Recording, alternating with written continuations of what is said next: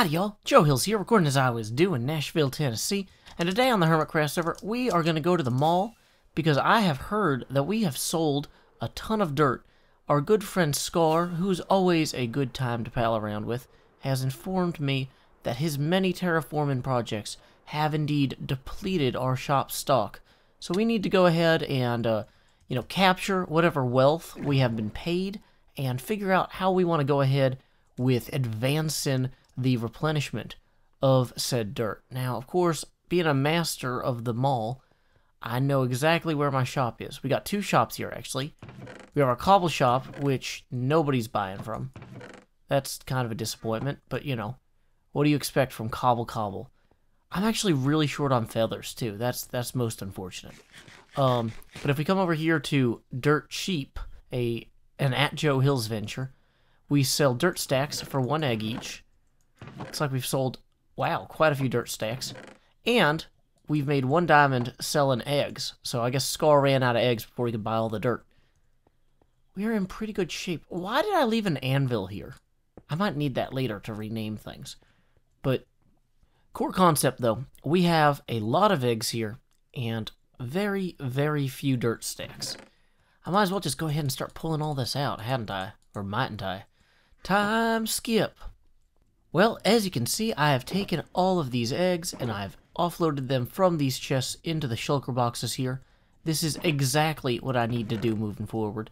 Although I additionally need to put some dirt in these chests so Scar can buy it, It's not really a thriving egg economy if no one actually can purchase or buy goods or services.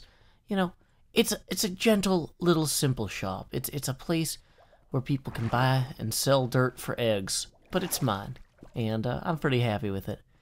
It's always nice to have, little things on the server that you can, just make a little difference in somebody's day. Scar can just go and build his thing and not have to worry about where he's going to get all his dirt, That's really valuable.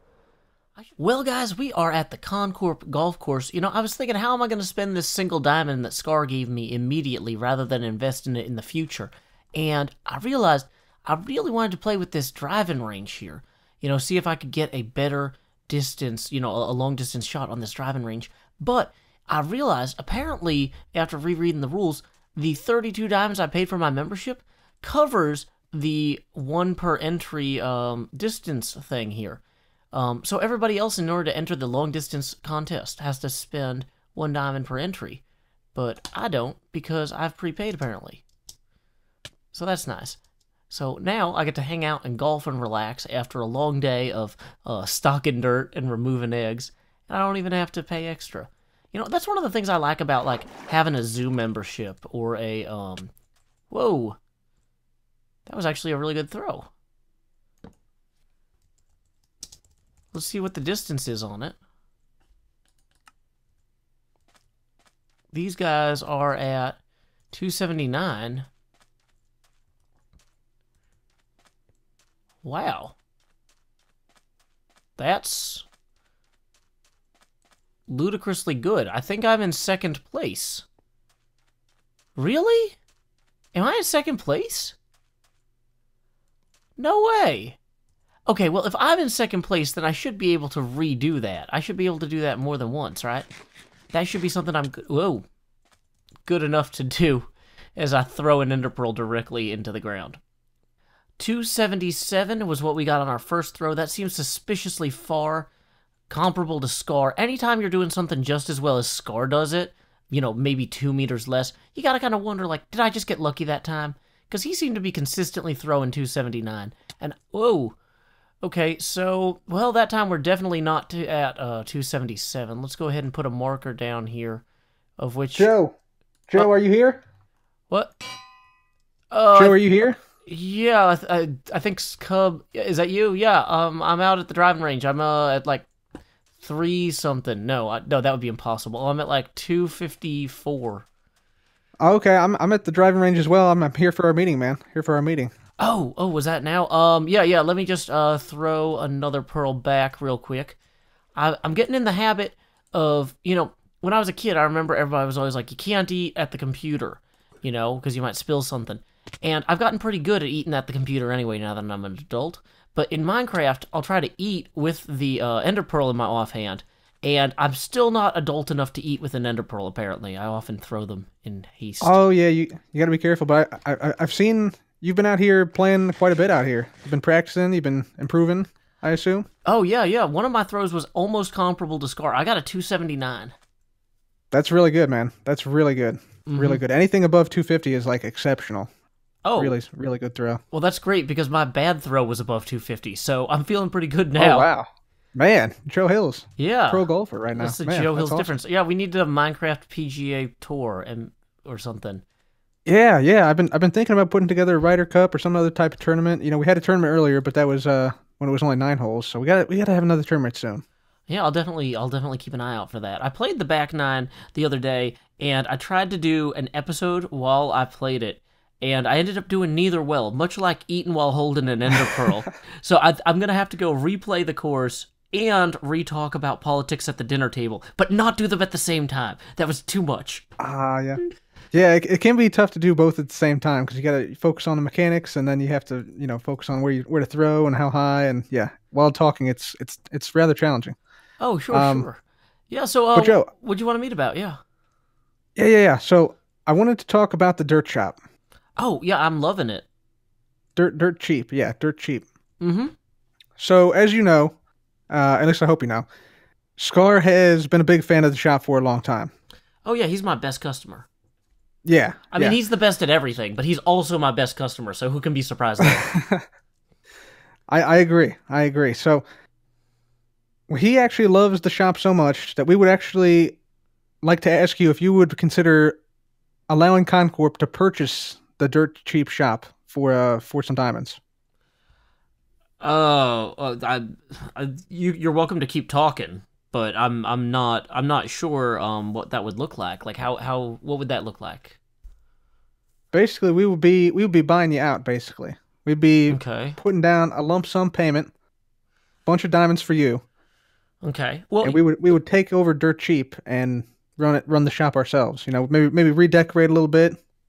Okay, so in terms of like the actual bill of sale, you guys would be buying the current facilities, like real estate, as well as the current decor, which you can do with what as you wish, but it doesn't have value to me outside the context of the shop. But I think a lot of the real value of Dirt Cheap is also in the branding. Dirt Cheap isn't just something that anybody could come up with, I think Sophocles first used the expression in one of his ancient plays, although obviously I had to translate that from Greek into English, but that's a lot of work, you got to go to the Google Translate, you got to copy and paste the right words from Greek, which is really hard when you don't know Greek. So I just want to make sure that you guys realize you're not just buying the inventory, or you're not just making an offer about the inventory, because we're not even at the buying stage yet. You're making an offer on a dream. And if I've learned one thing, it's that insulting people's dreams is not wise. So I'd like you to consider all of this fully before you continue. Okay. Let me get you a little bit of like a look into like what we're envisioning with Dirt Cheap. Okay? Okay. We're envisioning a shop that not only sells dirt, but that sells coarse dirt, that sells podzol, that sells all variety of earthen material. That's sort of like the variants of dirt. Grass blocks, for instance.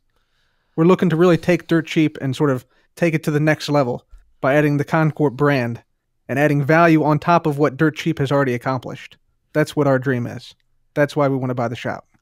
Well, it strikes me, like, I understand, okay, we're going to strengthen the core mission of this established business by adding podzol, even though there's no good, valid podzol-related puns here. It's not like podzol inexpensive is also an animal sound related to an egg you could buy in Minecraft. Which, you guys are also forgetting that the cheap in Dirt Cheap is multi-layered meanings here, So, I mean, I'm not going to do your job for you, but, I don't know, maybe figure out what, like, Podzoltron would look like. Or, golf course dirt. Or something. I don't know.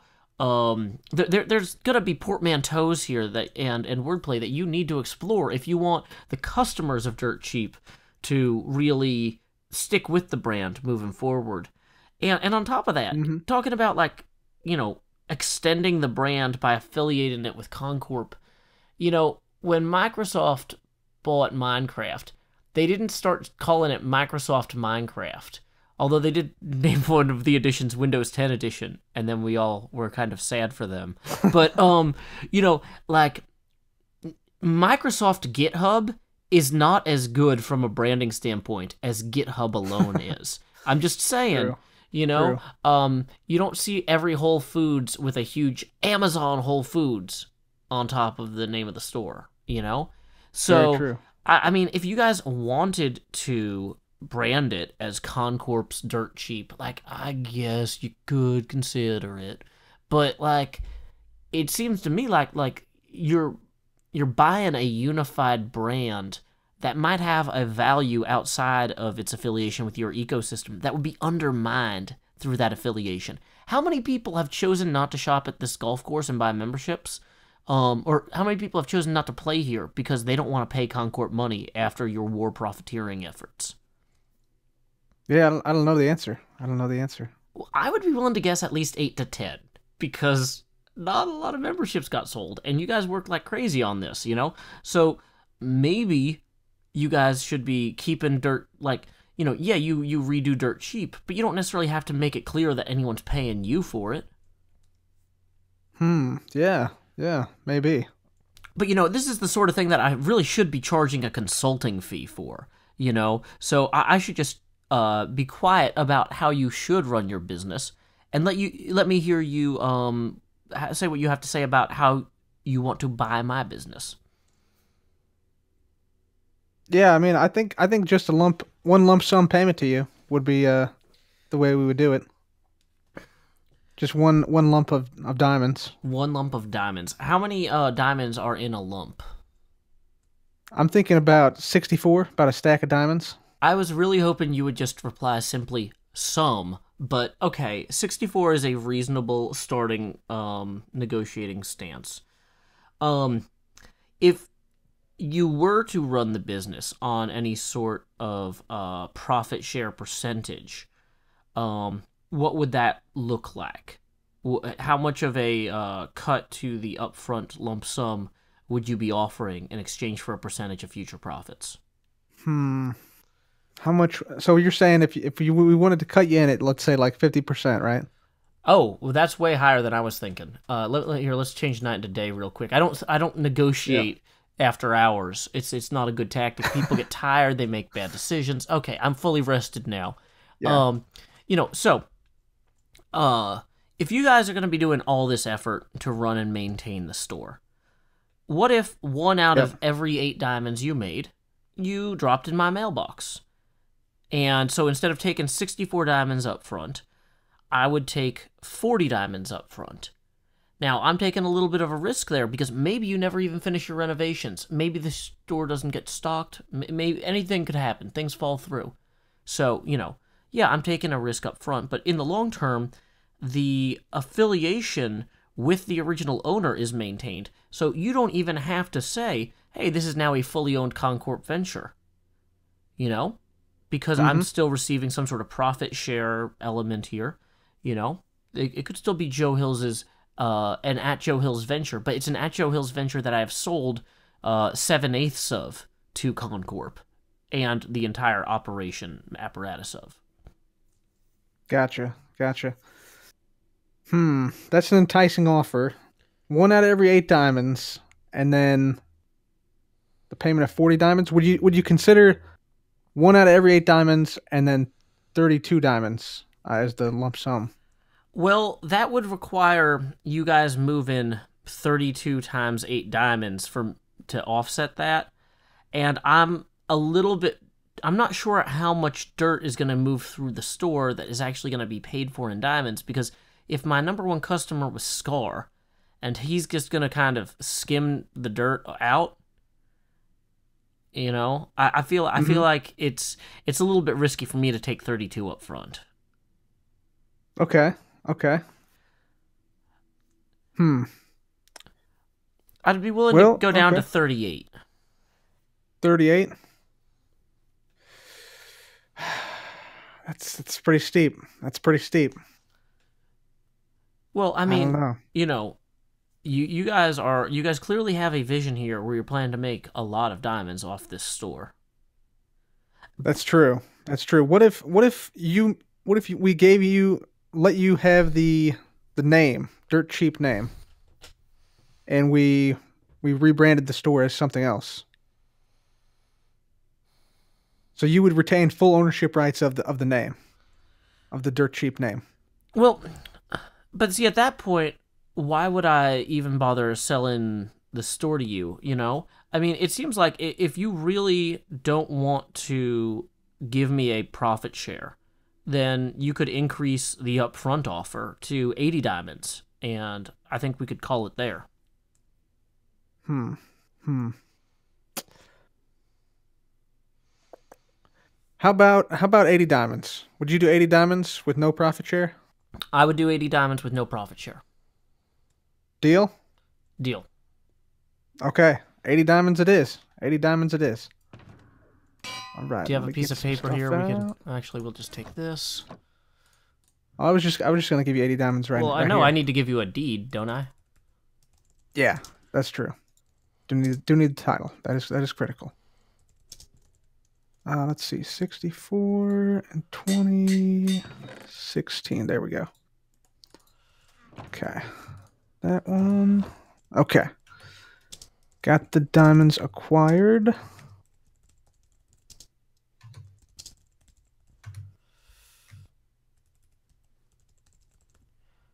Okay. I've got two separate documents here. One for the brand ownership and one for the mall location and inventory of the entire stock. Okay, and I have 64 here and 16 there for 80 diamonds in total. Excellent. Well, you know, this is enough money. I might need to do some retiring on my own here. Yeah, you got quite quite a number of diamonds from this. So you got. Feel free to visit, any shops and spend them. Go on a little spending spree because I know you for a while there you didn't have too many diamonds, but now you're rolling them. Now you're rolling. Yeah. Well, I do have a lot I need to do with the musical threat emergency room under the Ministry of Truth. There's a lot of materials I've been needing to buy for this, and also some musical rights and performances I could probably pay for with these diamonds. So this should go a long way, I'm hoping, toward that project. That's awesome, man. And yeah, we'll try and make the best dirt shop the mall has ever seen, increasing the value of the Dirt Cheap name, and we will indeed be honoring your initial founding of the company as well inside the dirt shop. So. Oh, Yeah. well, that sounds wonderful. I always love it when people build shrines to me. So, yeah. Yeah, yeah, for sure. All right, thanks for the deal, man. I appreciate it, and yeah, we'll see you around, man. Have fun out here at the driving range. Alrighty, thank you, Cub. See you later. Bye. And friends, that is why when you're making an episode about something you want to sell, you always talk about how great it is in the public Hermitcraft voice chat room, because sooner or later some sucker's going to come along and they're going to give you way more than it's worth.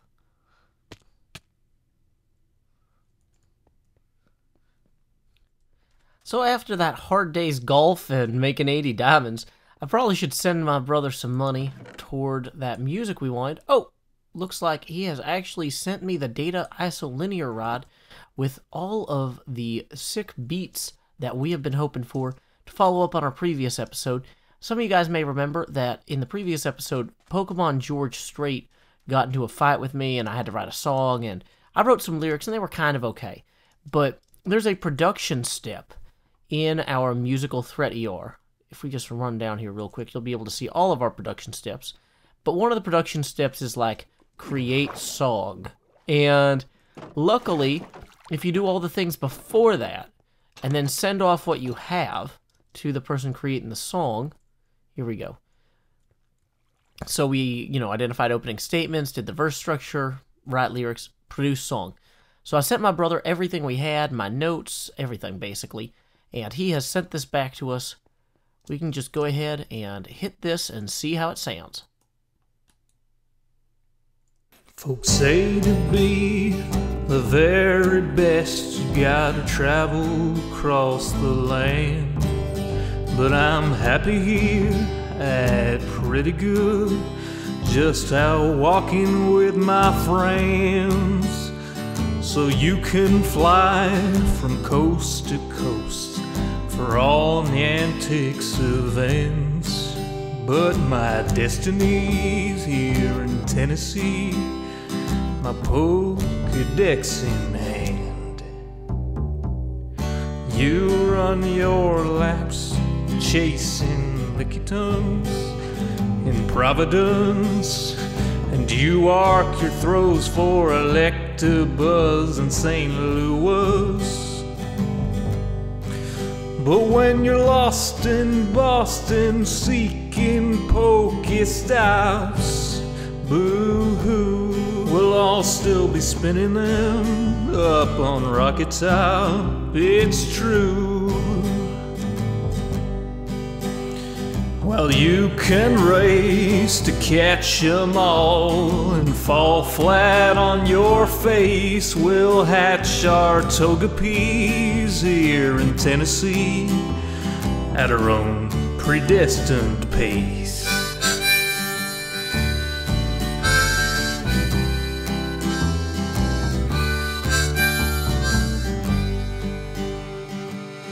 We don't need Tanglers from Los Angeles.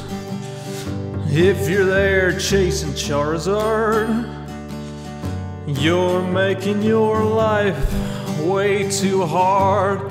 Clutching garlic, pounding pavement down Ventura Boulevard. We don't need Nidoqueens from down New Orleans.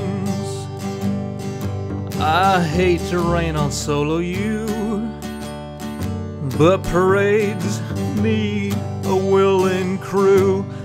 All those squirtles on St. Charles saw you wandering and withdrew. Well, you can race to catch 'em all and fall flat on your face. We'll hatch our Togepi's here in Tennessee at our own predestined pace.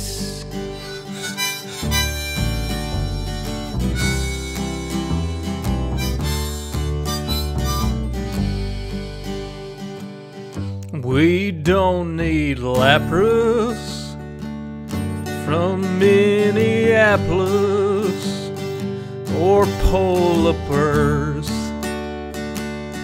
from Mississippers.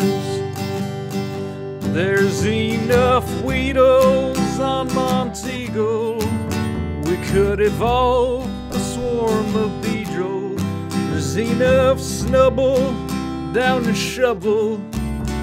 We could team Sled with Grumble. We don't need Porygon from out in Oregon or any Pikachus from up in Massachusetts. Sorry, Professor Oklahoma, we'll raid gyms in Tullahoma. Sorry, Pokecoin Palooka, we'll hatch on hikes in Chattanooga. Well, you can race to catch 'em all and fall flat on your face. We'll hatch our Togepi's here in Tennessee at our own predestined pace. Well, you can race to catch 'em all and fall flat on your face. We'll hatch our Togepi's here in Tennessee at our own predestined pace. Wow, okay. That is like a million times better when somebody who is not me performs it. So, I feel like we're going to give George Strait a run for his money. He can go back to Texas, and we'll keep his hat as a trophy. So, we can go ahead and remove Pokemon George Strait from our threat board now. I'm feeling pretty good about that one, guys. as always, feel free to leave comments in the YouTube comments section below about how much you love country music only when it's written by Joe Hills and performed by his brother Sean Hills, because they are exceptional in all things. Until next time, y'all, this is Joe Hills from Nashville, Tennessee. Keep adventuring.